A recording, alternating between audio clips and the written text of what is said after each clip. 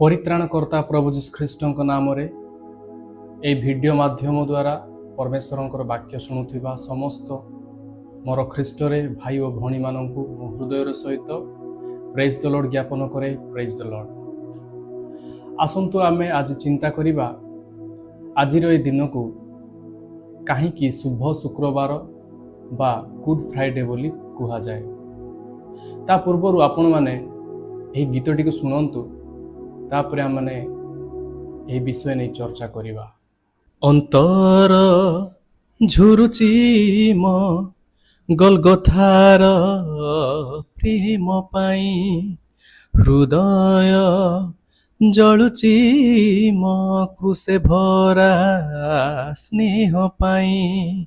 अंतर झुरुची म गलगथार प्रेम पाई, हृदय जलुची म क्रुसे भरा स्नेह पाई। कि जातना कि जंत्रणा निजंगे नेले बही, हो से दुखर सीमा नहीं। अंतर झुरुची म गलगथार प्रेम पाई, हृदय जलुची म क्रुसे भरा स्नेह पाई।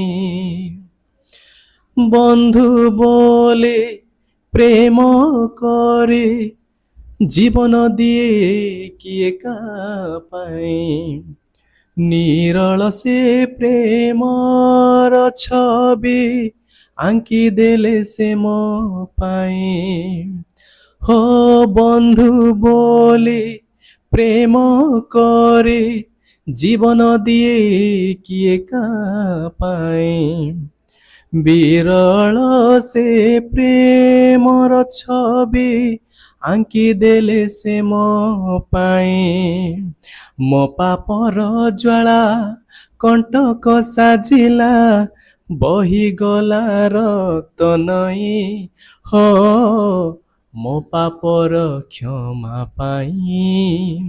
अंतर झुरुची म गलगथार प्रेम पाई, हृदय जलुची म क्रुसे भरा स्नेह पाई।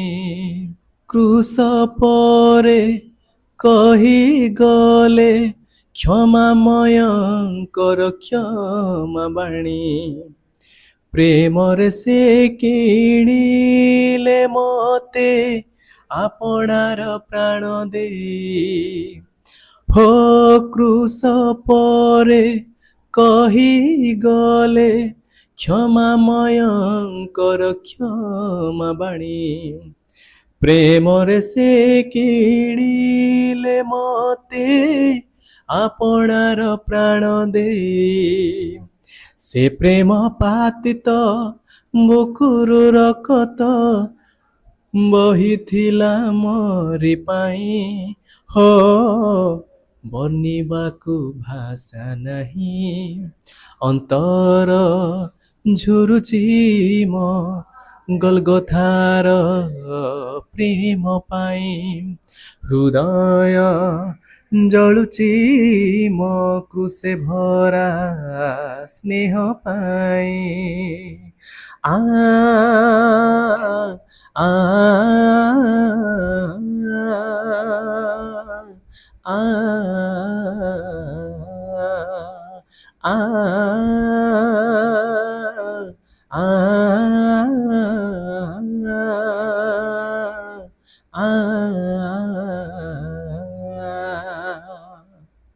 प्रिय माने वर्षकरे 365 दिन, सेथि मध्यरु अनेक शुक्रवार आसिला आउ गला।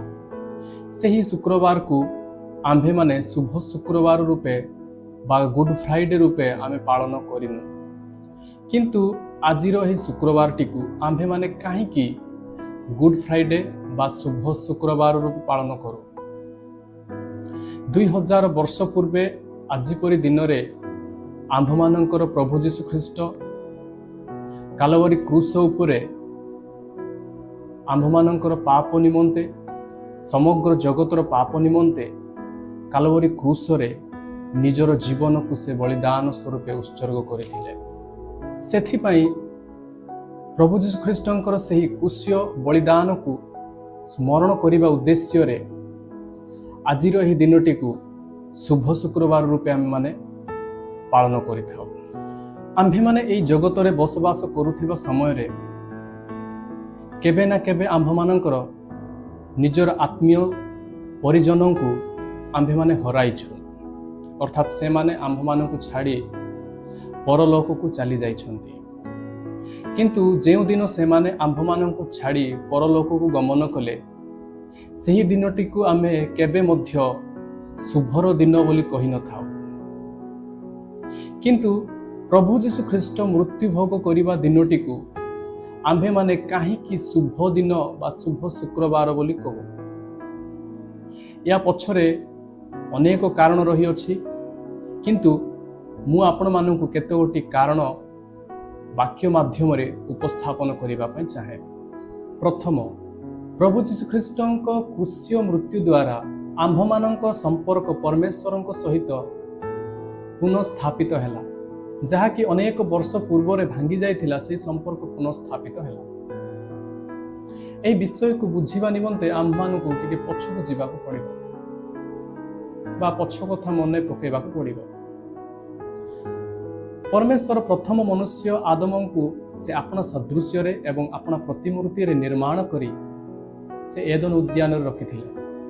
आ से एदन उद्यान रे से मानंकर परस्पर सौभागिता ही पारुथिला।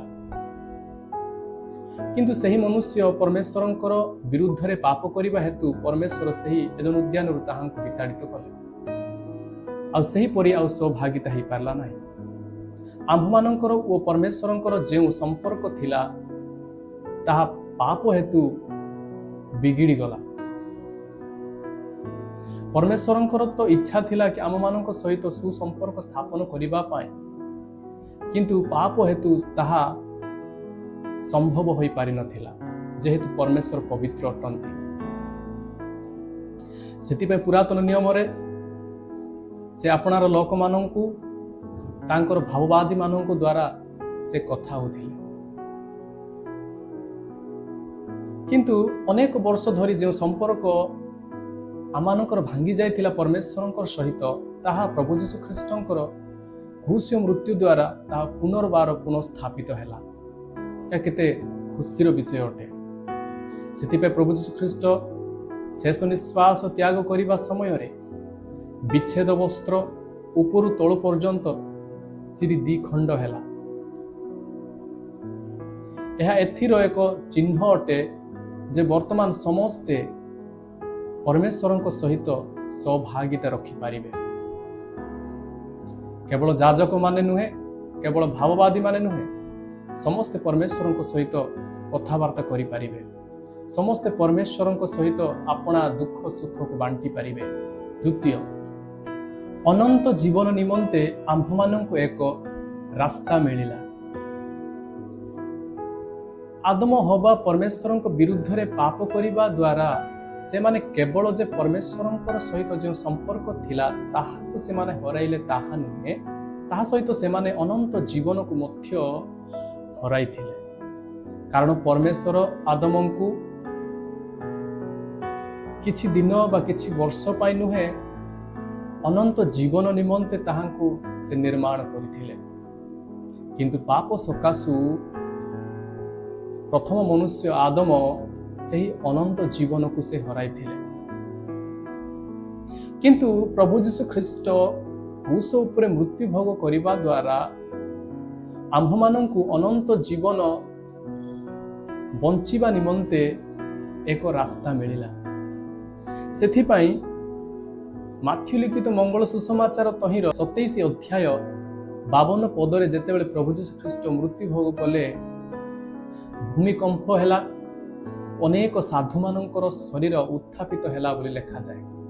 सेही साधु मानक शरीर उत्थापित हेबा आम्भमानंक निमंते एक चिन्ह अटे जे जेतेबेले प्रभु जीशु ख्रीष्ट ए जगत मध्यकु पुनर्बार आगमन करिवे सेही समय आम्भे माने जदि ख्रीष्टंक ठारे थाई मृत्यु भोग करियोछु तेबे आम्भमानंक शरीर मध्य उत्थापित हेबो एवं परमेश्वरंक सहित अनंत काल पर्यंत राजत्व करिवो।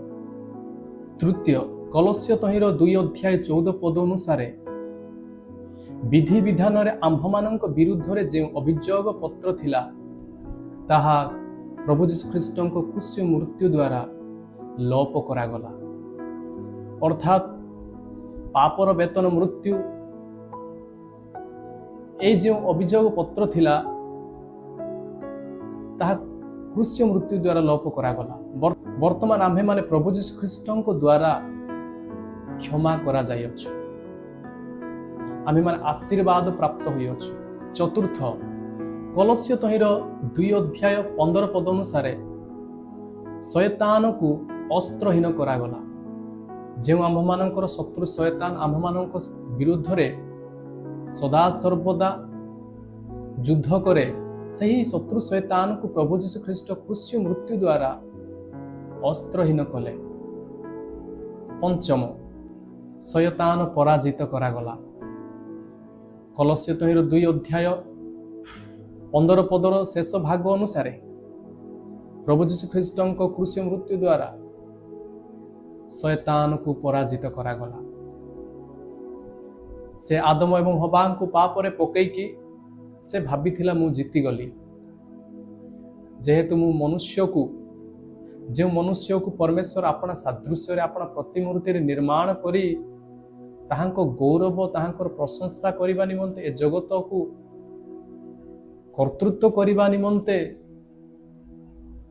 से निर्माण करिसंती, ताहांको मु पापरे पकईकी मु विजय मु जीति गली बोली से भाबुथिला।